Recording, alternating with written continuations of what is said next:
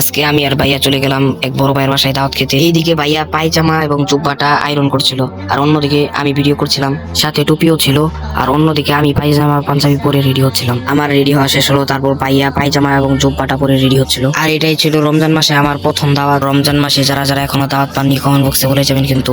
তারপর ভাইয়াকে সুগন্ধি ব্যবহার করার জন্য বললাম, সাথে আমি একটু লাগালাম। আর আপনারা কে কি সুগন্ধি ব্যবহার করতে পছন্দ করেন কমেন্ট বক্সে বলে যাবেন। তারপর আমি ঘর থেকে বাহির হয়ে জুতাটা পরছিলাম, তখন ভাইয়া ভিডিও করছিল।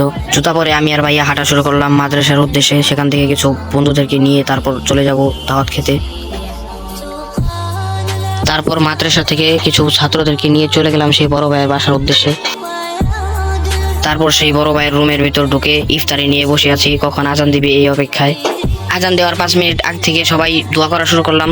তারপর ইফতারি খেয়ে সবাই বেরিয়ে পড়লাম মাদ্রাসার উদ্দেশ্যে। তারপর সবাই হাই দিচ্ছিল।